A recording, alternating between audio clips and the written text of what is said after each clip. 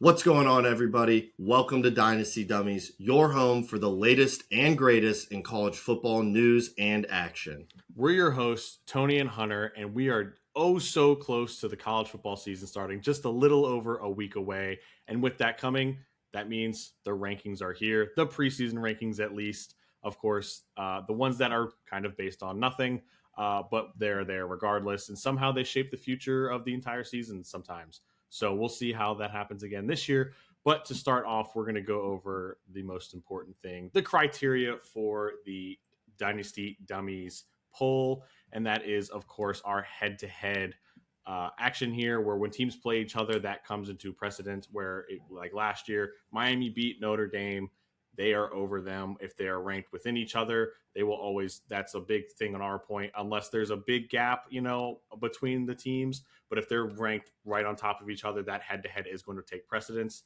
Weekly results will always matter. We're not going to sit here and say that a week 10 win is bigger than a week 1 win. Nope, they all mean the same.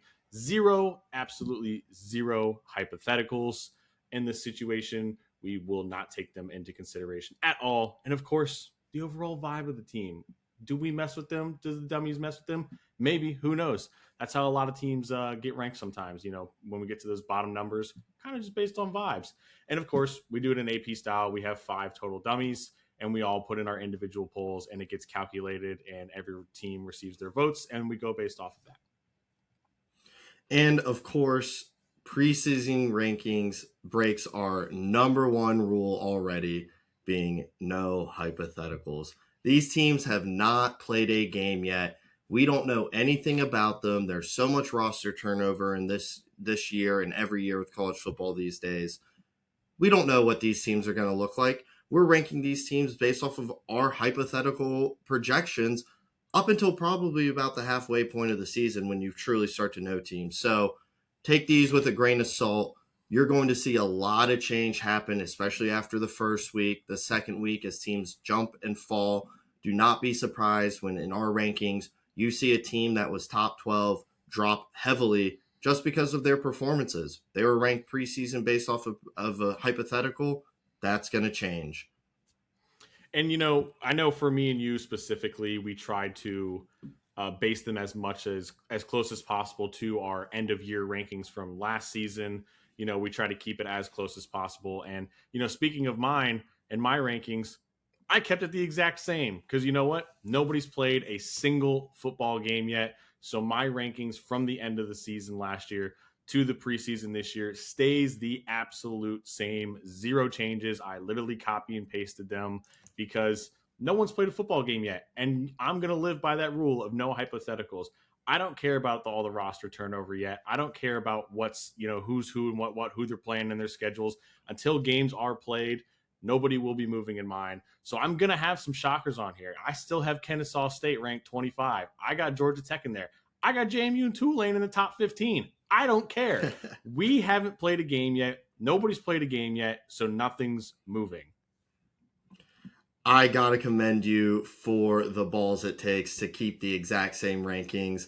I could not do mine exactly the same as I ended last year's ballot.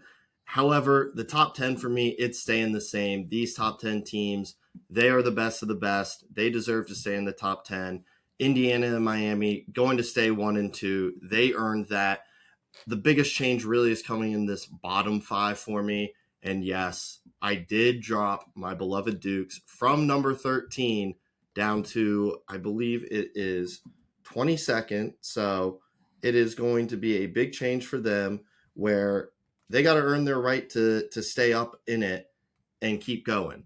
So we're going to see these teams change a lot for each of us, but overall, take these with a grain of salt. I can tell you now that mine is going to very heavily change, obviously. I mean, it's hard to say that I didn't do it with, sort of that slight edge on it and why I kept it the same. But again, I'm living by that rule where nobody's played a game yet. I'm not going to base anything off of preseason hype, portal moves and whatnot. I'm going to go based on the results on the field. So I'm keeping it, and I got it. I just have to. It just something, the purist in me just says I got to keep it. As screwed or skewed it could be, it has to stay the same. So I don't blame you for making the changes because I definitely thought about making the changes, but I'm going to live and die by the sword that I am preaching on. So we're going to go with it, and it's going to drastically change. So don't be surprised to see mine have a lot of red and green arrows next to each other come when the games start. So, but in the culmination of it all, of course, is the dummies poll. And this week we'll be comparing it a little bit to the coaches poll because at the time of recording, AP poll is not out yet. But going further into the season, once the AP poll is out, that will be our main point of comparison between the dummy poll and the AP poll. Of course, until we get the playoff selection poll, where that will be our main point of discussion moving forward into the season. The coaches poll this year, to start the year, just like any other year, and I'm sure the AP poll is going to look like when we see it next week when we record, is going to be SEC favoritism. You can see here they got 5 of the top 10 teams, 9 total in the top 25. That's half a conference in the top 25, saying half the conference is a top 25 team.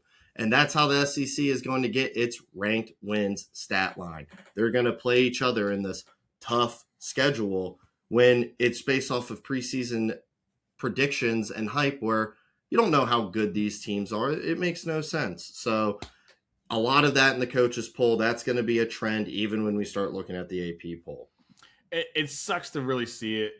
This is how a lot of their teams get their credibility early in the season, with LSU playing Clemson every year, week 1, just about. And both of them are somehow ranked at the beginning of the season, even after horrid or just not great seasons. And that gets their ranked win early in the season for one of the two teams. So is it going to stay the same? Probably when we see the AP. We all know how the AP goes with the SEC teams. But another big surprise here is 7 Big Ten teams. Not really a big surprise, but one of them being Penn State of all teams, who lost their coach, a lot of players, and is basically just Iowa State in Pennsylvania now because of all the players that transferred from Iowa State and followed Matt Campbell. And I think this goes to show that the big brands will reign supreme at all times. And obviously with this being all the coaches, God knows what they actually know about these other teams, but they probably just see, Penn State and put them down there because they're a good team. When realistically, who knows what they're going to be this year? I mean, they lost a lot of players. They lost a pretty damn good coach and had an abysmal year last year. So who knows what's going to happen with them? And most of the time, the coaches aren't even the ones voting in this poll. It's the staffers, and they're going to vote along the lines that help make their conferences look better because there is an incentive to make your conference look better so you get more of these ranked wins, so to say. When there's no love of the game in these rankings, it's all based off of the dollar bill. So that's going to be a constant trend. Penn State is a total brand pick. I agree with you 100%. There's no reason for them to be picked anywhere near the top 25 with the season they had last year, brand new regime. And I think something that is no surprise to anyone is the continued now group of 6 disrespect with 0 teams from the G6 getting any sort of rankings love. A lot of them receive votes, but not enough to get in the top 25. No surprise for me on that part. I think that's going to be the trend throughout the season, more than likely. Maybe if one of them gets an early win that against another top G6 team like, JMU and San Diego State, maybe that could help propel one of those teams into that early top 25. But I feel like it's mostly going to be, we're not going to see one for quite a while, maybe even until we get to that playoff rankings like last year, where that's when we start to see them a little more often. It's just continued G6 disrespect that, we don't like to tolerate, but we're not the ones making those poll. We make our own poll, and that's the reason we make our own poll in the dummies poll. And we're going to move right into this dummies poll here, starting off with our top 10 remaining about the same, same teams here. No games have been played yet, like I said, so no one really has moved. The biggest one here is that somehow, some way, good old Blitz Martin put Penn State in his top 25, believe it or not, even though we had just said that they had an abysmal year in a brand new regime, and I guess he forgot that James Franklin's gone, because there's, again, 0 reason for Penn State to be in there, and it just doesn't make a lot of sense. For some reason, they get the respect of getting votes in the dummies poll because of Blitz. It's disrespectful for the nature of the game, but you live and you learn. Hopefully he learns a lesson after this goes live. But the team in the top 10 for us I really want to highlight is BYU. You and I both picked them to win the Big 12 last year. Excuse me. We both picked them to win the Big 12 this year. And a big part of that is they have 70% of their defensive production returning and a whole lot of production returning on offense. This is a team that returns a lot of starters and was a 12-win team last year again and did not make the playoffs for the second year in a row. I think they're going to come out, chip on their shoulder, something to prove. So that's my team to watch out for inside this top 10. I 100% agree. We had discussed in our last episode why we think there's such a big threat in the Big 12 and even to the playoff that, we could see come out of them with the disrespect that they had last season. But it's one team we're definitely going to have our eye on. And another team that I guess you could say we'll have our eye on, but more or less a hate watch is Notre Dame coming in at number 11 for us. We say it every time. They get this cupcake schedule with a few, good teams here and there. They cut the USC games just to bring them back in 2030. Kind of a dumb move in my opinion, where you're cutting a rivalry of that historic and a really important game now that USC has finally found their footing again and are looking like a decent team. But they got an easy schedule. They cannot afford a slip up at any point in the season, in my opinion. If they lose even one of these games, you could maybe give them a little leeway against Miami, but they really cannot afford a slip up against anybody on their schedule. They are a good team, but like you said, they cannot afford any sort of slip up, especially late in the season, or it's going to really hurt their playoff chances. They're going to be highly benefited from, of course, getting an early high ranking in the AP poll, I'm sure. They are already ranked 5th in the coaches poll, so expect them to have a high ranking in the AP poll too. They do not get that luxury with the dummies. With that kind of ranking in an AP poll, a playoff poll, they'll have a wiggle room for one loss. But if they lose 2 games, they're probably done, especially if it comes later in the season. And one team they're going to be facing later in the season is dummies number 15th ranked SMU. They're a highly rated team in our poll. It's definitely higher than the coaches poll. They get to open week 1 versus Florida State in an ACC matchup. And like I said, playing Notre Dame later in the year. If they can beat Notre Dame and they can get to 10 wins, make the ACC championship game, they might be a lock in at 10-3, or they could just outright win the ACC with a huge win against Notre Dame. They have 1 loss, 2 losses. That's going to be huge for them. They're definitely a team to watch out for, returning a lot of production from last year as well, especially at quarterback. So they're going to be a team that is one that we're going to be looking out for to see how they play, especially early in the season as they get their mojo going. SMU seems to be one of those teams where, they made the playoff in the first year in the 12 team, went against Penn State, had to go on the road there, and were just played out of the park. You could see the jitters, but it seems like they've grown from that. Last year, the ACC was sort of like a hiccup year. It was kind of all over the place with all these random tiebreakers and whatnot. But I feel like this year is going to be a lot different with these teams, and I'm really looking forward to see how SMU bounces back with this, because they got, like you said, they got a lot of returning firepower. Their quarterback in Kevin Jennings is a dog. He could very much be in the Heisman running at some point in the season if he continues to play as well as we know he can. And I know teams lose sleep over him. I saw a tweet today about a random an anonymous ACC coach, I should say, talking about Kevin Jennings and how they're like, how does this dude is a freak? And, they were praising him so much. He's nightmare. Already got a building named after him on campus. Exactly. He's a baller. How much more legendary can you get than you're still at the school and you already have a building that's your name? That's kind of sick.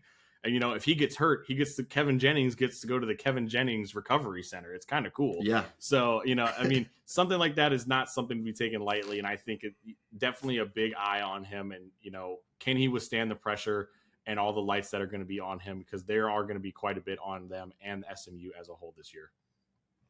Another ACC team that you had as a dark horse for this year, UVA, who gets to open up as one of the week 0 matchups against NC State week 1 in an ACC matchup that will be counting towards the ACC this year, unlike their first loss to them last year where it was a non-ACC game. So that will be a week 0 matchup to look at, along with number 17 USC, who gets to open up week 0 against the G6 in San Jose State.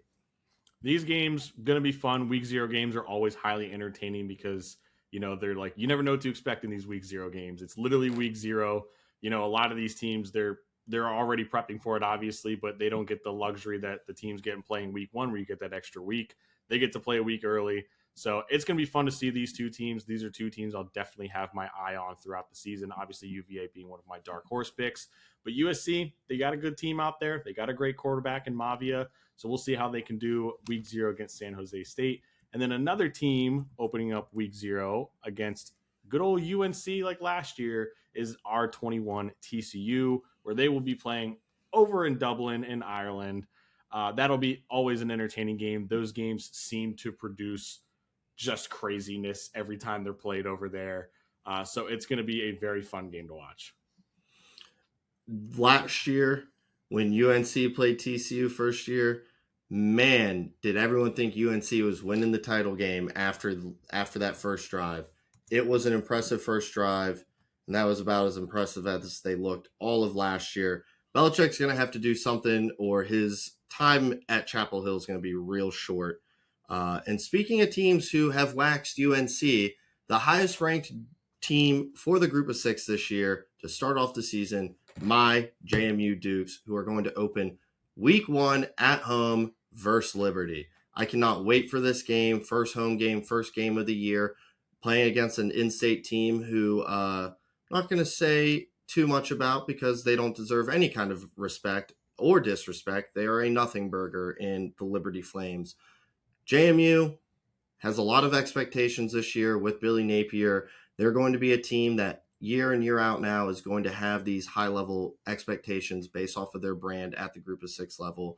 So I'm excited for this season. We got a lot of talent coming in, a lot of roster turnover. We've been here before, so I'm looking forward to this season.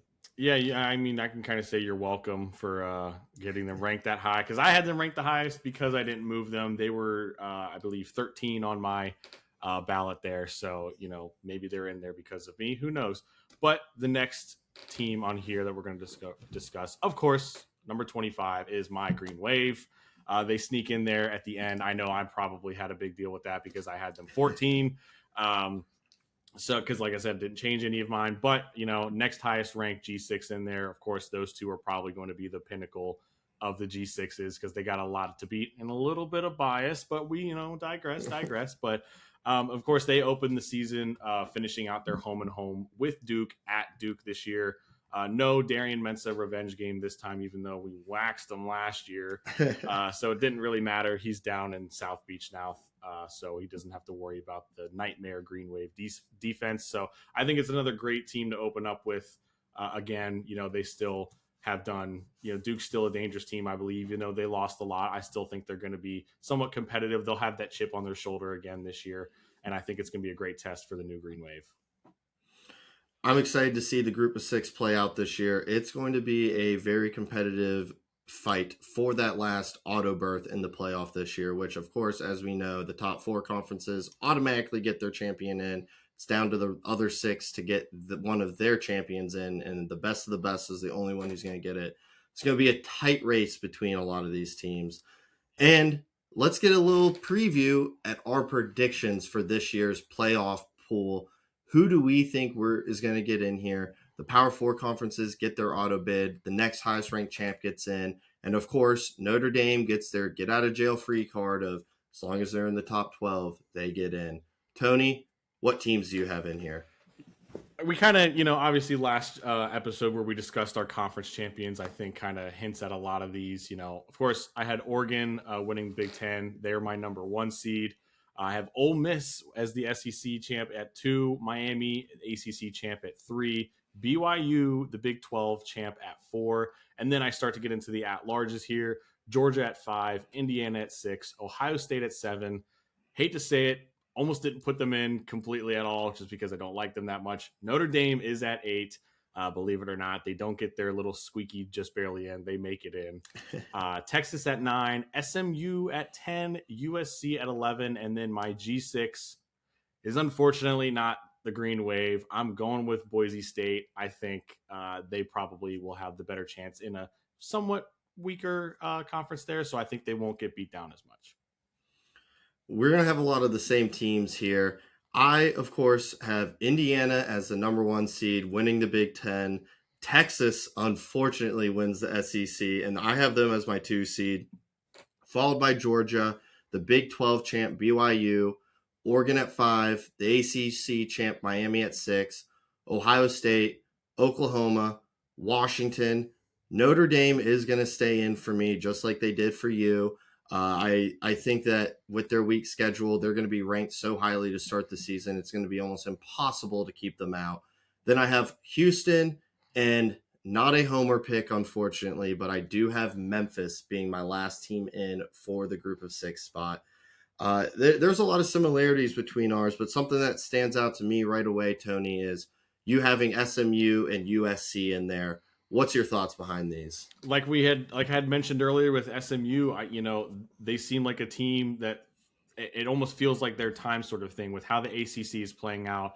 I have them at 10 because I have them actually losing to Miami in the ACC title game, but I think they could be around that 10-3, 11-2 range after that loss, so they could very much get that at large. If one of their losses is to Notre Dame and Miami, those aren't bad losses to have, realistically. As much as we hate praising losses, the committee is going to look at it as, those are damn good losses. And then USC, I think, is a somewhat of a sneaky team here coming out of the Big Ten. The Big Ten is stacked. It's going to be hard to really get in there, but I think they get more at large this year. I got Oregon in there as the auto, Indiana as my runner up, and then Ohio State right there. I think USC is right behind them. They might sneak in purely based off of brand. Who knows? But I think they have a pretty decent chance because they got a good quarterback, and quarterback play takes you a long way in the college football playoff. So I think that's going to be sort of those teams where I could see some sort of interchanging between those two. But as of right now, preseason, that's my gut feeling, and I'm sticking with it. I can certainly get behind those picks. I like it. Add some flavor to the playoff. Something that stands out for me between our two polls is you have 2 ACC teams, one Big 12. I have 2 Big 12, one ACC.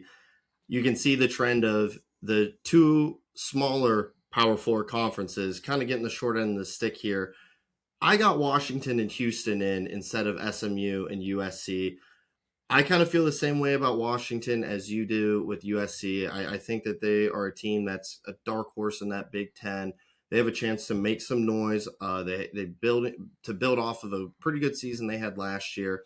And for me, if you really want to hear more about Houston, check out our video last week. But they are one of my dark horses this year. They're a team that has continually gotten better and better over the last few years. I think they have a chance to make a lot of noise in the Big 12.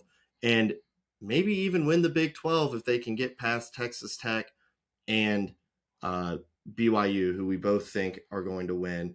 And speaking of Texas Tech, that is a team neither of us have in here, even with the oil field money that they have. So that's just something to think about with the offseason they've had and the cloud that is surrounding that program right now. It's going back and looking at it, we might at the end of the season we could look at this and be like, what the hell were we thinking? But from our standpoint right now, this is what we're thinking. Houston, for me, that was a team that I looked at and I almost looked like, how did I not put them in? And I had a long thought when I was looking at it of how can I find a way to almost sneak them in, but without changing stuff pretty drastically. As like, they're definitely a team that I would almost be willing to change out of a USC or an SMU with, because I'm in full agreement with you. We both had them as dark horses, that they are a damn good team. And like you said, they keep getting better and better and better because they keep taking Tulane players, obviously. So that's the reason why they make it so good. They got to get that playoff experience over in Houston, and to Willie Fritz in his machine that he's got built over there. But, this could we could be completely wrong and get all 12 of these wrong at the end of the season. Who knows? This is all just a bunch of predictions and hopes. Maybe we can make this a little competition and turn that to who has the better bracket at the end of the year. We'll figure out a way to, make something out of this. We're going to revisit all of this, like I had said last episode. But at the culmination of the playoffs is, of course, the national championship. Who do you have in the Natty, and who's going to win it all? It's going to be a competitive year this year. It's going to be a dogfight in these playoffs. It's going to be tight. I am going to have Oregon versus Texas. Yes, Texas in the Natty this season. I think these two teams get over the mental hurdles they have. Texas just, being Texas, and Oregon just seeming not to be great enough to win it all. And it's going to be a great game. I think these two finally get over the hump. Quarterback play is going to have a lot to do with it. Dante Moore, who I think is going to be winning the Heisman this year, is great for Oregon. I do think Arch Manning is going to take a huge step forward. At the end of last year, he looked really good. Not a lot of people wanted to admit that. But ultimately, it's going to come back to who is the better quarterback between the two of them. And to me, that's Dante Moore. And that's why the Ducks will be this year's national champion, finally getting that coveted championship that they have been searching so long for, and they will never have to hear the zero memes again. That's, they're such a good team, and they have always been on that cusp of they can't get over the line. They're right there almost every single year, but they just can't seem to do it. And, surprisingly enough, I also have Oregon in the national championship. I think they are a good team. I have them as my 1 seed. I think they have everything capable of making a deep run, and I think a big part of it is going to come behind Dante Moore. Obviously, he's going to have that sour taste in his mouth from last year where they finally get that playoff win, and then they go into the next game against Indiana, and it's just all out the window. And it's like, hey, man, they wore themselves out having to battle the Dukes at home. And, they did. It's understandable. It's understandable. You have to play JMU twice. It's not really that fair. Yeah. But yeah, I mean, I think they will be fit for the crown this year if they actually do get to go all the way. They're going to be battle tested in the Big Ten, but I'm going to have them going against the U in Miami. I think Miami is going to be a dangerous team. I think, I don't want to say they're getting slept on, but I almost feel like people aren't realizing what they now have on their roster, especially on the offensive side.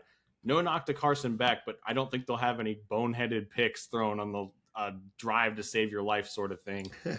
So I believe in Darian Mensah. Even from the day he started playing for Tulane, when I saw him come in as a true freshman and just ball out, and then go over to Duke and ball out even more.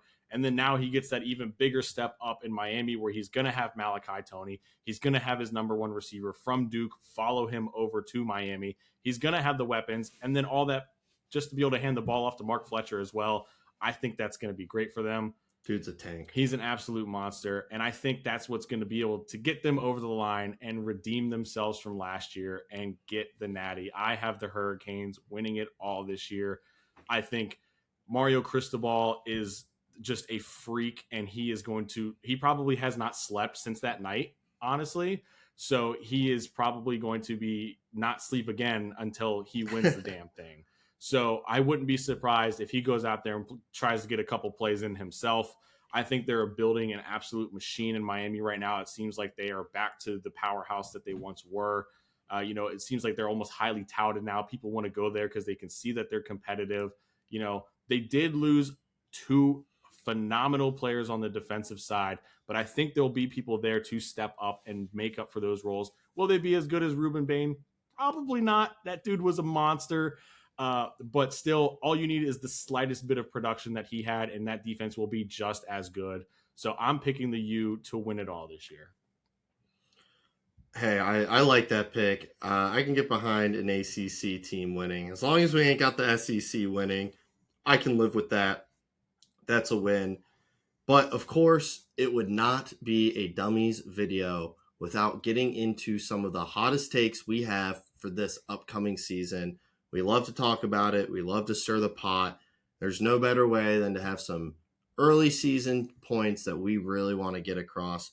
Tony, I'm handing it off to you. What is your first hot take for this year? To start it off, we're going to dive into some of the new head coaches that we have this year, or the, head coaches that have made some moves. And my first one here is I believe that Mr. John Sumrall and Chesney, they are going to struggle year 1 in their new roles, but I think they cause chaos in the conference. I think both of them get an upset that drastically derails their conference. For Sumrall in the SEC, Chesney in the Big Ten, all it takes is one win against a quote-unquote top dog, and it could completely derail, and I think that's what they do. I don't think they have, super stellar years. They might have some growing pains, and whatnot, the typical sort of thing. But I think they do get that marquee win that they need to show that they are serious and that they will succeed in the future against, Chesney, against any one of your quote unquote top dogs in the Big Ten. Summerall, apparently it's all he has to do is beat an SEC team, and that's just an upset, according to what everyone else says. But, anything else, in the Alabamas, the Georgias, Texas A&M, those sort of teams, they get a win there, and it shows that they are serious and they get the backing from their fans and the community and everything in the show. Okay, these guys are legit. I love where your head's at with these new coaches, and I'm going to follow that wave with my first take, is that Lane Kiffin, he's going to struggle at LSU in year one. He ain't going to get fired. They paid him way too much money, but I think he left something good for something unsure, and it's going to bite him in the ass come year one. I do not think LSU is going to be as good as people are saying they will. I still cannot get over the fact that Lane Kiffin in today's NIL era helped build this Ole Miss program to a juggernaut the last few years. They have money. He was getting paid well. Yes, of course, LSU has deeper pockets than Ole Miss. But now you're just pinching pennies at this point. He left something that he had built, a team that he had turned into a juggernaut, for something that is unsure. I think he's going to struggle this first year. I think the noise is going to be loud in his ear, and I think it's going to be a rough first year for him in Baton Rouge, and I can't see him getting an SEC title. I don't think they'll make the playoff. I think Ole Miss will end up with a better year than they will, in fact. I 100% agree, because I have Ole Miss winning the SEC. I think he built such a great program there. Just for him to leave when it was at its best almost feels like, what you're not supposed to do. You're supposed to lead it to the glory, and he left it right before the glory. Didn't even want a chance to compete for the glory. Yeah, I mean, just out the door immediately, and then, they make a run without him, and they use that chip, and they could very much use that chip again this year because they have a lot of roster retention. And after hearing especially what Pete Golding said to Kawan Lacey and Trinidad for them to come back, was like, oh, these guys are serious. Like, they basically said, fuck you, Lane Kiffin. Like, they do not fuck with him in Ole Miss anymore, and he goes over to LSU, and I 100% agree. I think he struggles a little bit. I think the outside noise and everything and the expectation that he's supposed to come in and just immediately take the SEC by storm, it's not going to happen, believe it or not. I think LSU does have potential to have a good team, but I just don't think, Kiffin can really get that machine going year one. I cannot wait to see LSU play on the road in the SIP. That's going to be a game of the year type environment in Ole Miss. I would love to be boots on the ground for that one. But sticking with the theme of head coaches, my next hot take isn't just that these coaches are going to be struggling this year. They're going to be out of a job by the end of the year. And that's Mike Norvell and Deion Sanders. Yes, I have Deion losing his job at the end of this year. No disrespect, Coach Prime, but I think what you're seeing from Colorado is not trending in the right direction. I don't think he's getting that program to the point where they thought they'd be under his leadership. I see the training camp videos, and it doesn't look like they hit the weight room. They have guys looking like me out there, and it's not a recipe to win a national championship game. I'll tell you that firsthand. And on the flip side, Mike Norvell, Florida State, he had that one great year. They were robbed of that playoff spot. But the last few years, man, that win against Alabama was great, but they went 5-7. How great were they? That win kind of rings hollow by the end of the year. Florida State is not a program that deals with mediocrity. If he does not at least make the ACC championship game this year, he will be fired. He has to make the ACC championship game, in my opinion. I don't think 8-4, 9-3 is going to cut it for him. I just don't see either of these guys doing enough to keep their job. I think Norvell's on a much hotter seat than Deion, but I think Colorado might have an even worse year than FSU. So Deion's going to be on the hot seat as well. I had Norvell as one of my hot takes as well on here, and where I think he's 100% gone this year. It could be even halfway through the year, if things aren't going well. So who knows? But like you said, his seat has been super hot for the longest time now, and it's only a matter of time before they decide enough is enough and just get him out the door. The Dion one is kind of shocking to me. I think they might keep. Hey, him. It's a hot take for a reason. I'm not going to sit here and be like you're wrong for that. I like that you're spicing it up, but it would be a very, very interesting scene in Colorado if that were to happen, and I think Twitter would also explode.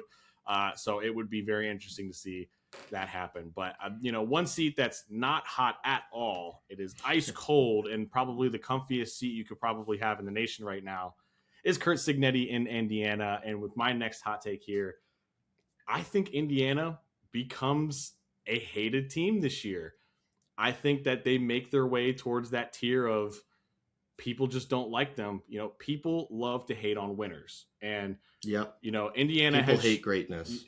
Indiana has shown these last 2 years specifically that they can win, and Cignetti is serious. They go undefeated. They win the Natty, get the Heisman with Mendoza, and then they just stack up and they're right there again. But I think also another reason that people are going to hop on is because now they're starting to get that cupcake schedule where their out of conference games are not great. Now, they're getting some FCS teams. They're getting these super, super small programs that have zero right to be playing Indiana. And of course they're hosting them. They're not going on the road for any of them. So, it's becoming one of those things of like, are you becoming the thing you hate the most? You live long enough to see yourself die the hero, or you live long enough to become the villain. That's what it is. I think it's going to start turning into that sort of thing where, obviously the SEC already hates Indiana and the Big Ten as a whole, but I think you could see that Cinderella story start to die out and it become, I don't like these guys. They're winning too much. They're kind of, they might see Cignetti as cocky, arrogant, sort of thing now that he's actually winning. And, even though we both know that that's his personality, that's who he is. But I think the nation as a whole might do the heel turn on him. I 100% can see that happening. Like you said, people do not like winners, and they're going to keep winning under Cignetti. And Cignetti's going to let you know about it. I can totally see that happening. I'm going to do the flip here. And my next hot take is about a team I think is going to become the new beloved team at the FBS level, and that's newcomer North Dakota State. And I think they're going to play at minimum for the Mountain West title, which for you might not be a hot take because I know how you feel about the Bison, but I think this team is going to become the new darling of the FBS. As a JMU fan, I can never love them like that. Our FCS days with them, nothing but battles against them.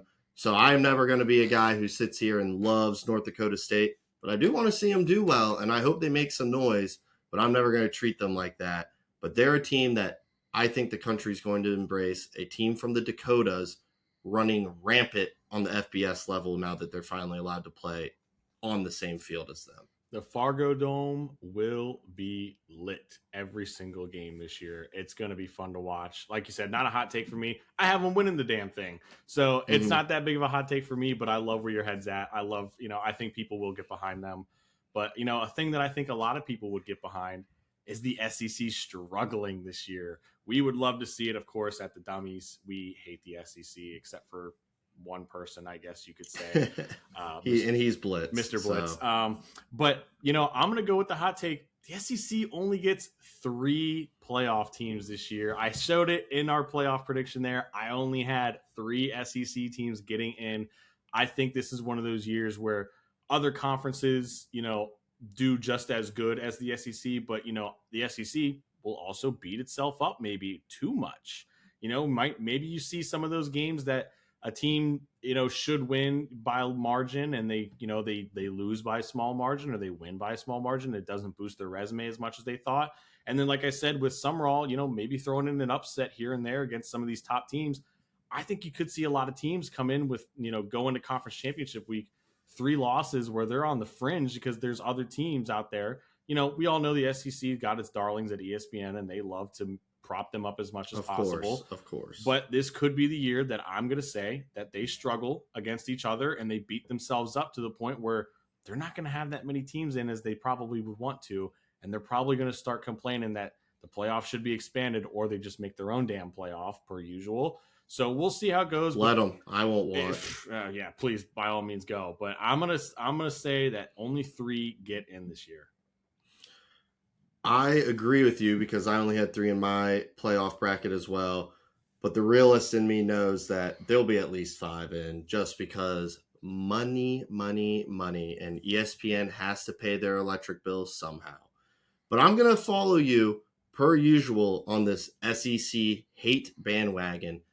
My next hot take is that once again, the SEC is going to have a losing record against Power 4 out-of-conference opponents in every other Power 4 conference, against the Big Ten, the ACC, and the Big 12. They will have a losing record against those teams that they have out-of-conference games with. You see it every year. The experts, the playoff predictions, they talk about how great the SEC is, but they will refuse to bring up their out-of-conference records against the other conference. They just like to say, oh, we're the best, because we're the best, obviously. But when you actually want to compare, tomatoes to tomatoes here, they lose to these other conferences more than they win. But yet they're still the best conference because, of course they are. Why would you ever question that? I think they're going to have a losing record against the other conferences. I think it's going to be something that's swept under the rug yet again, though. Per usual, SEC, hype machine has to keep churning. They're going to find their way to prop up their teams so that they can get more money and they can get them on the screen longer at ESPN, because that's how things work nowadays. But to finish it off here, I'm going to go with my final hot take, maybe my hottest take here. Not this first part, but the second part, where I think 3 G6 teams are going to be ranked in the top 25 at the end of the year. I think that this year specifically, it seems like there's a lot more stronger G6 teams than there ever has been. And I have a feeling, our 2 teams had to play in that by both making the playoff last year. It goes to show these other teams that they have a fair shot. So I think other teams spent the money they needed to spend. They brought in the players they wanted to bring in, the staff, whatever it was. They want to be competitive as possible. So I think we're going to see 3 ranked in the top 25. And then to cap it all off, the hottest of all hot takes, a G6 team is going to win a playoff game this year. You heard it here first. I think a G6 team will win. And if we go by my predictions, it's going to be Boise State. I think Boise State gets it done. In my prediction, in my bracket, actually, they play Georgia in Athens. Guess what?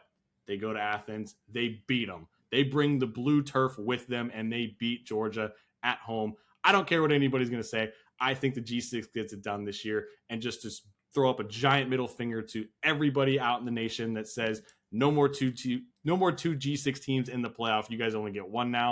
And it's going to be a giant middle finger, and all the G6 going to get behind it, because guess what? Whatever G6 team is in there, I'm cheering for them. I want them to win.